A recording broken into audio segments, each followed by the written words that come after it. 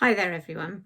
I want to share with you something that I've learnt about recently.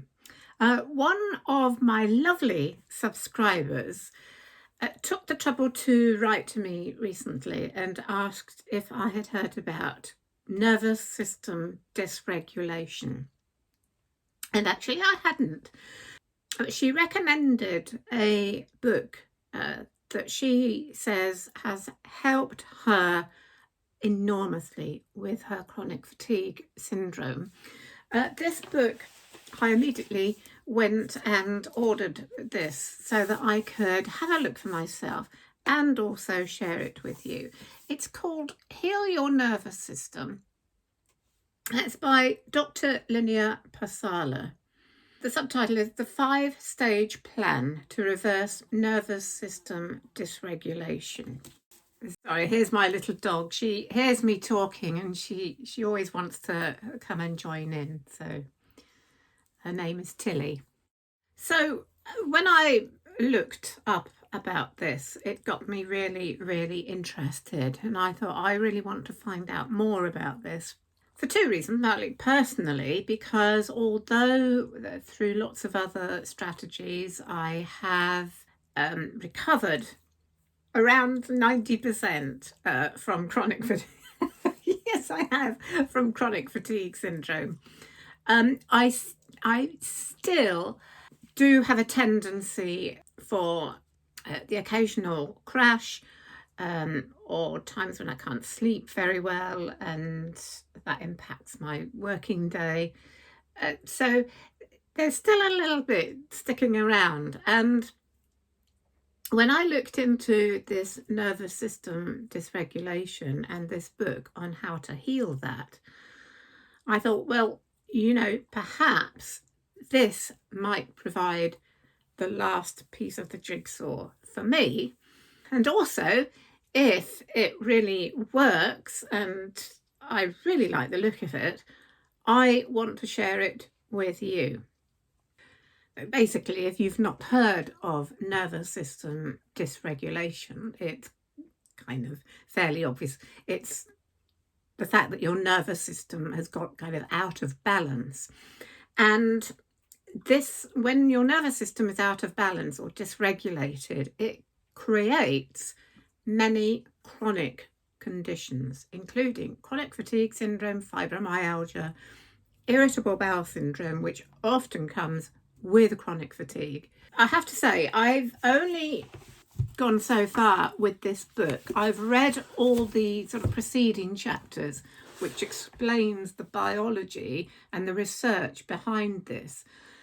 And I have looked at the kind of foundation kind of exercises, which she tells you to put in place to support your system before you actually embark on the 5-stage plan. So I am up to that bit. So obviously it's going to take me a while before I can really fully come back and say to you how this works. But of course, you can try this yourself right now. I'll give you the link to the book in the description below. Or if you want to, you can wait and see how it works for me. But I'm quite excited about this because, for one thing, it really fits in with everything, all the things that I have been talking about so far, such as high sensitivity and strategies such as somatic tracking, meditation, a healthy diet, etc. What I like about this is that it really comprehensively pulls all these things together into this thing that totally makes sense of all these symptoms and the strategies that so far I have used to help recover. But there is something about this pulling together of all of this and providing this very, very kind of concrete plan that I really like. And it already there are things in here that are additional to many of the things that I've talked about. So I'm very excited. So there's a lot of reading to do to start with, and if you buy the book, I really recommend that you go through this slowly. In fact, she says this herself. Do not rush through this. You need, first of all, to do all the reading so you completely understand what is going on with nervous system dysregulation. And just to put it simply, from one of the pages, there are three basic areas which can cause nervous system dysregulation. The very biological one is there are energy cells, sort of tiny cells within your cells called mitochondria, that produce energy and maintain your the balance of your nervous system. But when they become disrupted, they stop producing enough energy. That's one thing. The second thing, and this is something I know a little bit about, is high sensitivity. So it's now a well-known fact that around 20 to 25% of people have high sensitivity. And high sensitivity, although it's a wonderful thing in many ways because it makes very highly creative and compassionate people, it also means that sensitive people are very vulnerable to having their nervous system get into a dysregulated state. Yeah, I suppose the reason for that is when we're highly sensitive, we're very perceptive about other people's feelings, and we feel things very, very deeply. And so that can affect our nervous system. And the third thing is where the brain is wired to process stress.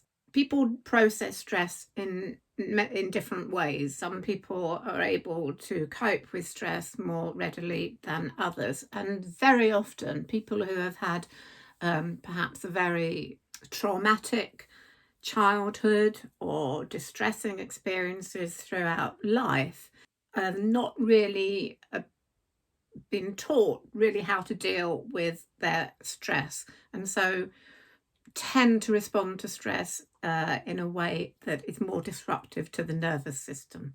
So I hope that kind of clarified that. I mean, she goes into more detail in the book, obviously, but those kind of the three things I've picked up about how our nervous system gets dysregulated and then produces conditions such as chronic fatigue, IBS, anxiety. Other things she talks about: chronic pain, neurological disorders, insomnia, irritable bowel syndrome. I've talked about food sensitivities or chemical sensitivities, and neck and shoulder tension. That's something that I have a lot at the moment. Panic attacks, POTS, long COVID, eczema, rosacea, other skin conditions, anxiety-related gut issues, etc., etc. There's a lot of stuff here, and you think if you can use this healing, then that's a lot of symptoms that hopefully we may be able to start to heal. So once you've got through all the discussion about the biological background, the scientific research, she then goes into how you can start to just create a routine that helps your body just feel more balanced and support you as you go through the 5 stages. And all this is to do with actual balance. So for example, she recommends doing sort of balancing exercises. I have a yoga ball, so just rocking backwards and forwards on that, or spinning on this or spinning on a chair. Just little things like that very, very easily you can incorporate into your daily life. Whoops, where are you off to? Hey, go on then.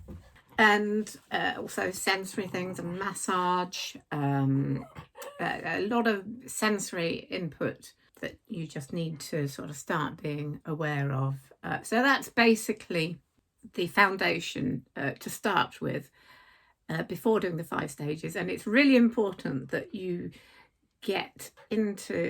you have those in place before you start the 5-stage plan. So that's where I'm at the moment, just making sure that my routine, my daily routine, involves some of these things.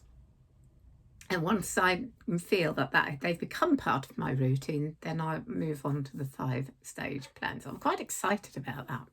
So I haven't looked too much in detail at the 5-stage plan, so I don't want to sort of get ahead of myself.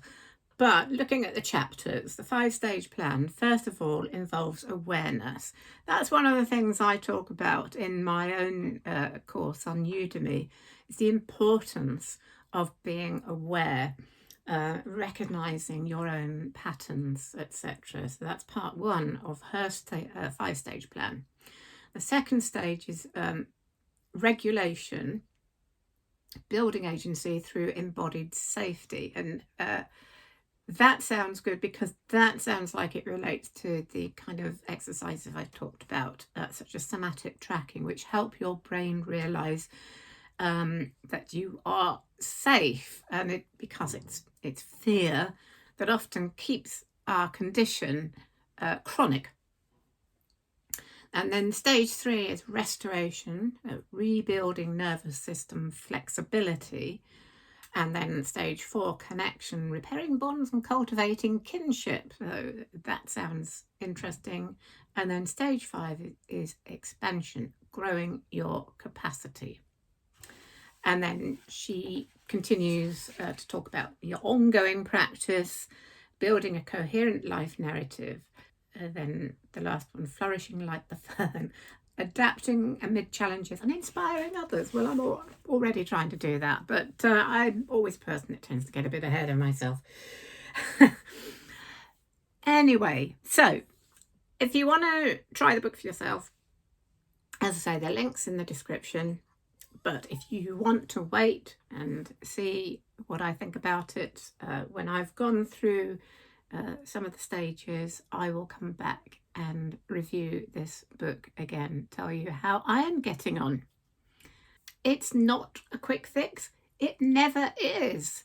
I've always said this with chronic fatigue syndrome. There is no quick fix. I don't believe there ever will be. This is not something that I think can be cured with medication. This is something where we need to adjust something and we need to take control. And there are ways of doing this.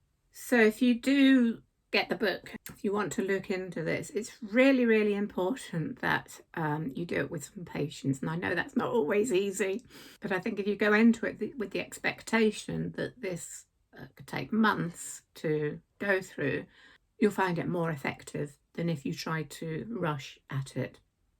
And I think too, when you start doing something like this, knowing that you're doing something really positive can actually make you start to feel a little bit better to start with anyway. Anyway, there you go. I'm very excited about this because it's a fairly new thing for me, even though it does incorporate a lot of the things I've already talked about, but it brings it all together in a really comprehensive way. So I'm very excited about going through this and really maybe looking at some of the things that I am still missing. And I hope that I can pass this healing on to you. So exciting times. Don't forget to subscribe if you're not already to get updates about this and how it's going.